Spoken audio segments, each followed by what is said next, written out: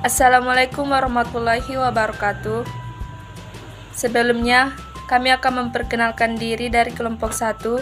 Saya sendiri Norariani sebagai pemateri pertama, Lia Natasha Fitri sebagai pemateri kedua, dan Gustina Permatasari sebagai pemateri ketiga. Kami sebagai kelompok 1 berkesempatan untuk menyampaikan materi pembelajaran bahasa Indonesia mengenai komunikasi lisan dan tulisan. A. Pengertian komunikasi. Komunikasi adalah hubungan kontak antar manusia, baik secara individu maupun kelompok. Didasari atau tidak, komunikasi dilakukan manusia setiap harinya, karena komunikasi merupakan bagian dari proses berjalannya kehidupan. Bisa dikatakan keharmonisan suatu masyarakat dapat terbentuk karena adanya komunikasi yang membuat anggota masyarakatnya saling pengertian. Komunikasi merupakan suatu proses yang mempunyai komponen dasar sebagai berikut: pengirim pesan, penerima pesan, dan pesan. Proses komunikasi dimulai dengan adanya pengirim pesan yang mempunyai ide untuk disampaikan kepada seseorang agar dapat dipahami sesuai apa yang ia sampaikan. Pada dasarnya, pengertian komunikasi sudah banyak didefinisikan oleh banyak ahli. Dari banyaknya definisi, jika dianalisis pada prinsipnya, dapat disimpulkan bahwa komunikasi mengacu pada tindakan oleh satu orang atau lebih yang mengirim dan menerima pesan, terjadi dalam satu kondisi tertentu, mempunyai pengaruh tertentu, dan kesempatan untuk memberikan umpan balik. B. Pengertian komunikasi lisan dan tulisan. Komunikasi lisan adalah merupakan suatu hubungan yang efektif yang dilakukan oleh dua orang atau lebih guna mencapai suatu tujuan yang diinginkan bersama dari kedua belah pihak tersebut, si pembicara atau si lawan bicara. Menurut Harold, komunikasi lisan melalui telepon adalah proses penyampaian pesan oleh komunikator kepada komunikan melalui media yang menimbulkan efek tertentu. Sedangkan menurut Mulyana, komunikasi melalui telepon adalah penciptaan makna antar dua orang lewat penggunaan simbol-simbol atau tanda-tanda. Komunikasi disebut efektif bila makna yang tercipta sesuai dengan yang diinginkan pembicara. Kesimpulan dari pengertian komunikasi lisan dengan telepon adalah suatu pertukaran informasi antar dua orang melalui suatu sistem yang biasa, baik dengan simbol-simbol, sinyal, maupun perilaku atau tindakan. Ciri-ciri komunikasi lisan. Bersifat tatap muka.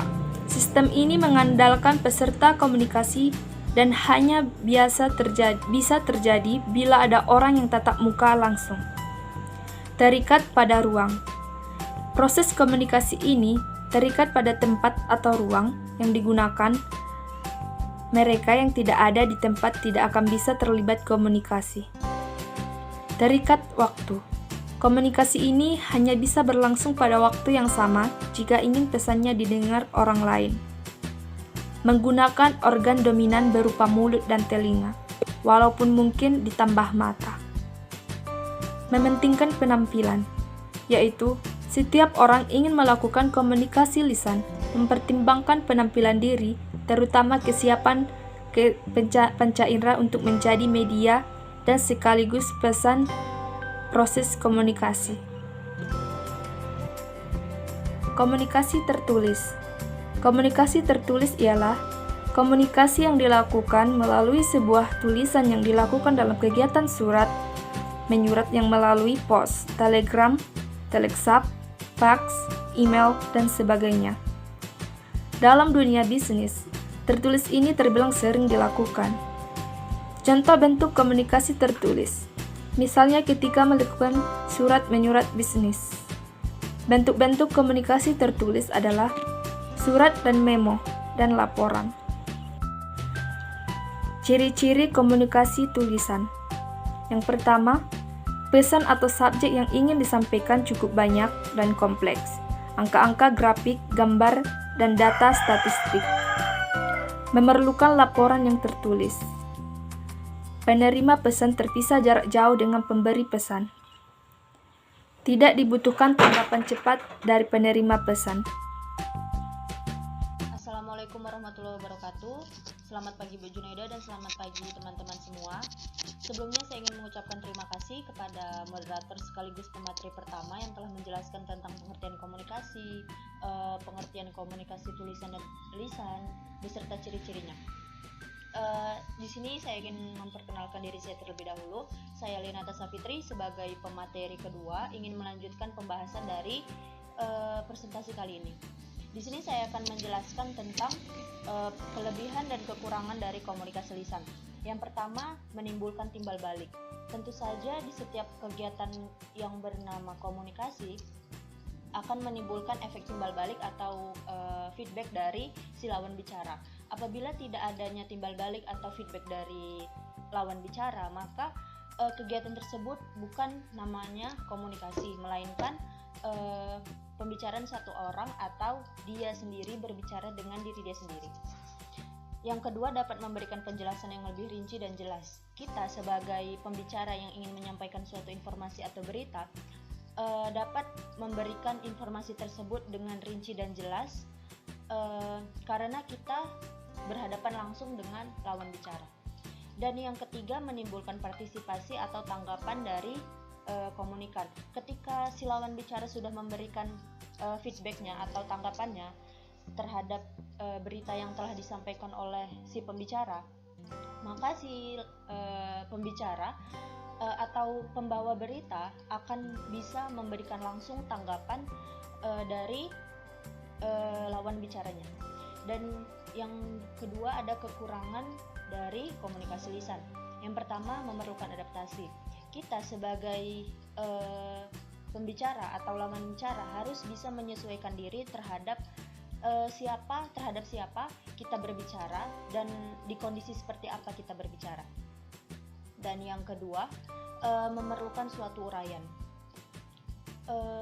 Maksudnya di sini adalah si lawan bicara atau si pembicara dapat menjelaskan informasi yang ingin disampaikannya dengan melalui uraian, penjelasan yang jelas agar si lawan bicara mengerti atau paham dengan apa yang akan disampaikan oleh si pembicara atau pembawa berita. Dan yang ketiga, sulit untuk didokumentasikan tanpa alat bantuan. Sulit bukan berarti tidak bisa. Kita masih dapat mendokumentasikan komunikasi lisan melalui perekam suara dengan smartphone atau lainnya. Komunikasi lisan dapat didokumentasikan agar kita dapat mengingat lebih lama tentang berita yang ingin disampaikan oleh si pembicara. Dan di sini saya akan menjelaskan tentang kelebihan dan kekurangan dari komunikasi tulisan. Kelebihan yang pertama dari komunikasi tulisan adalah sebagai dokumentasi.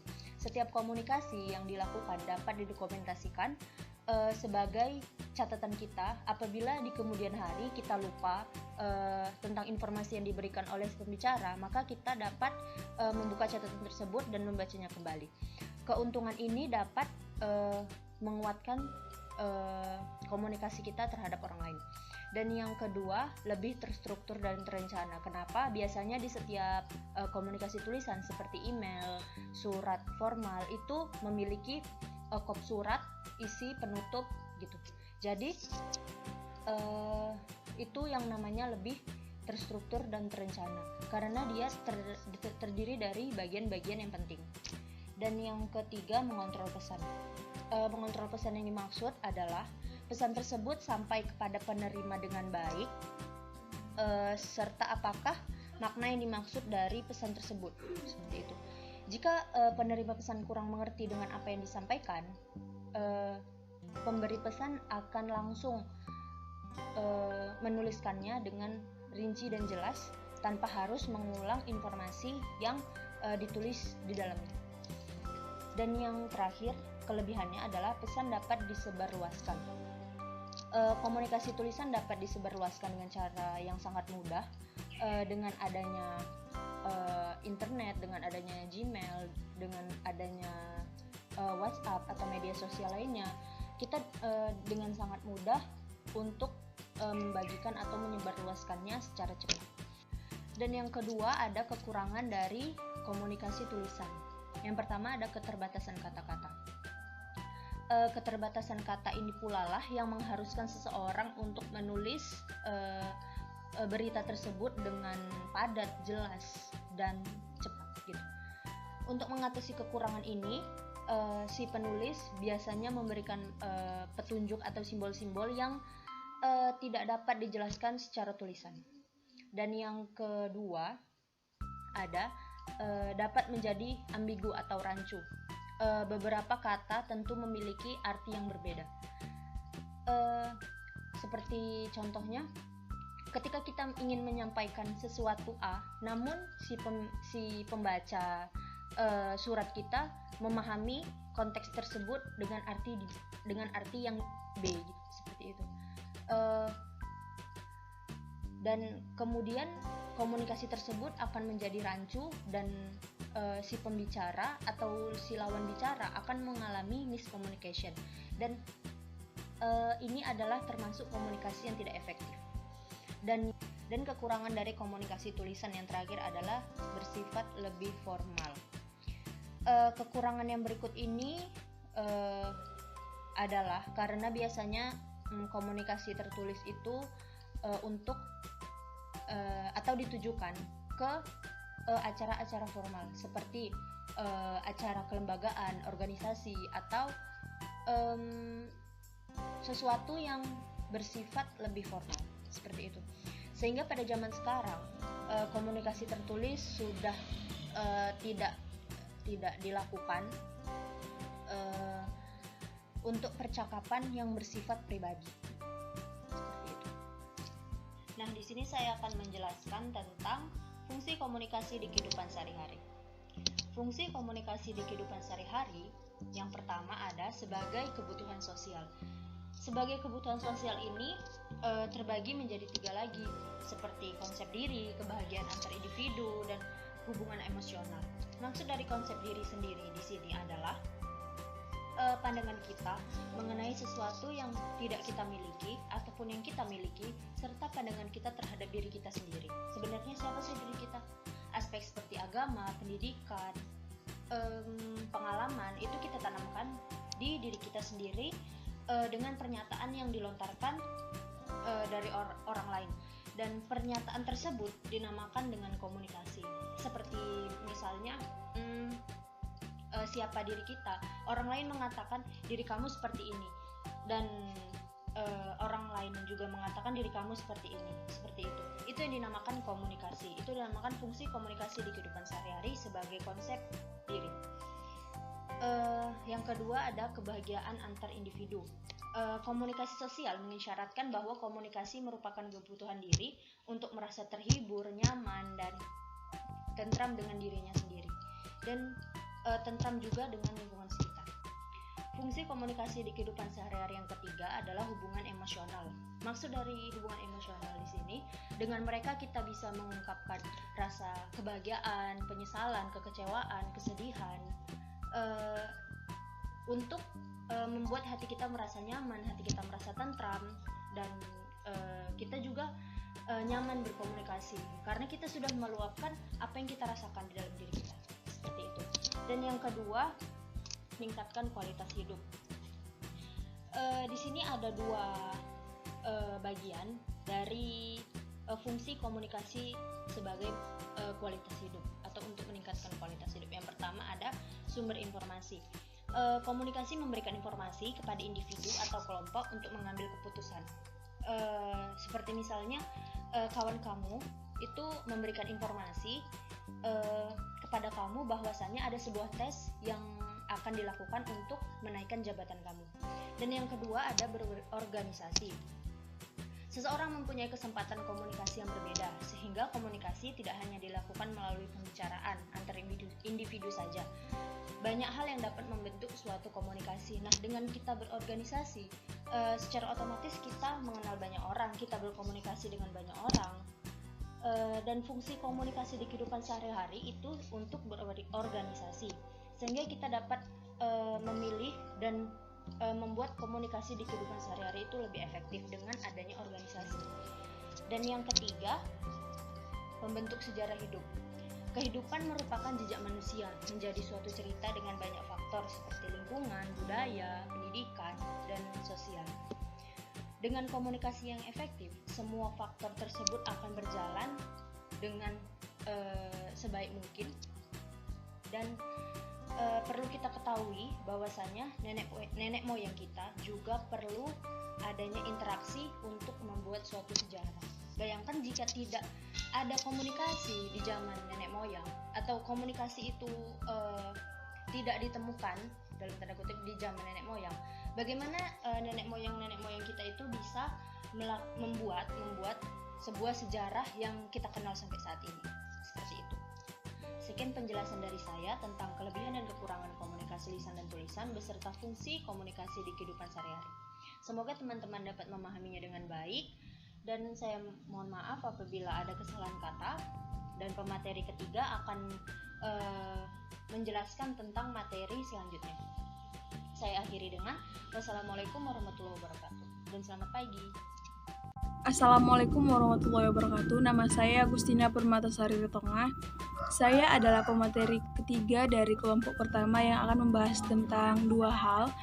Yang pertama adalah prinsip komunikasi, yang kedua adalah syarat terjadinya komunikasi yang baik. Prinsip komunikasi terbagi menjadi 5 hal. Yang pertama adalah komunikasi bersifat irreversible. Maksudnya di sini adalah dalam komunikasi, sekali Anda mengirimkan pesan, Anda tidak dapat mengendalikan pesan tersebut bagi halayak atau menghilangkan efek pesan tersebut sama sekali. Prinsip komunikasi yang kedua adalah semakin mirip latar belakang budaya, semakin efektiflah komunikasi. Komunikasi yang efektif adalah komunikasi yang hasilnya sesuai dengan harapan para peserta atau orang-orang yang sedang berkomunikasi. Walau dalam kenyataannya tidak pernah ada dua manusia yang persis sama meskipun mereka kembar, yang diasuh dan dilahirkan dengan keluarga yang sama, diberi makan yang sama, dan banyak kesamaan-kesamaan yang lain, tetap tidak ada orang yang sama persis. Namun, kesamaan dalam hal tertentu misalnya agama, suku, ras, bahasa, tingkat pendidikan, atau tingkat ekonomi akan mendorong orang-orang untuk saling tertarik, dan pada gilirannya karena kesamaan tersebut, komunikasi mereka menjadi jauh lebih efektif. Prinsip komunikasi yang ketiga adalah komunikasi melibatkan prediksi peserta komunikasi. Komunikasi juga terikat oleh aturan atau tata krama, artinya orang-orang memilih strategi tertentu berdasarkan bagaimana orang yang menerima pesan akan merespon. Prediksi ini tidak selalu disadari dan berlangsung cepat. Kita dapat memprediksi perilaku komunikasi orang lain berdasarkan peran sosialnya. Prinsip komunikasi yang keempat adalah komunikasi terjadi dalam konteks ruang dan waktu. Makna pesan juga bergantung pada konteks fisik dan ruang, termasuk iklim, suhu, intensitas cahaya, dan sebagainya. Waktu, sosial, dan psikologis. Topik-topik yang lazim dipercakapkan di rumah, tempat kerja, atau tempat hiburan, seperti lelucon, acara televisi, mobil, bisnis, atau perdagangan, terasa kurang sopan bila dikemukakan di masjid. Tertawa terbahak-bahak atau memakai pakaian dengan warna menyala, seperti merah, sebagai perilaku nonverbal yang wajar dalam suatu acara pesta resepsi, kurang beradab bila hal itu ditampakkan di dalam acara pemakaman.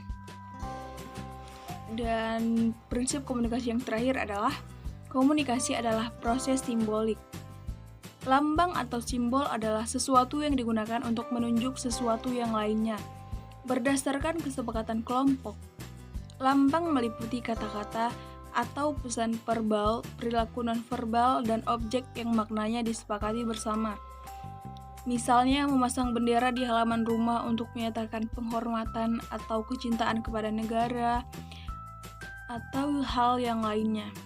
Kemampuan manusia menggunakan lambang verbal memungkinkan perkembangan bahasa dan menangani hubungan antar manusia dan objek, baik nyata maupun abstrak, tanpa kehadiran manusia dan objek tertentu. Lambang adalah salah satu kategori tanda. Hubungan antara tanda dengan objek dapat juga dipresentasikan oleh icon dan indeks. Namun icon dan indeks tidak memerlukan kesepakatan. Icon adalah suatu benda fisik 2 atau 3 dimensi yang menyerupai apa yang dipresentasikannya. Representasi ini ditandai dengan kemiripan. Oke, lanjut ke topik pembahasan saya yang kedua, yaitu syarat terjadinya komunikasi yang baik. Syarat terjadinya komunikasi yang baik terdapat 2 hal. Yang pertama adalah transmitter dan receiver bicara bahasa yang sama. Jika ingin berkomunikasi, kedua belah pihak harus menggunakan kode sinyal yang sama yang dapat dipahami oleh kedua peralatan telekomunikasi tersebut.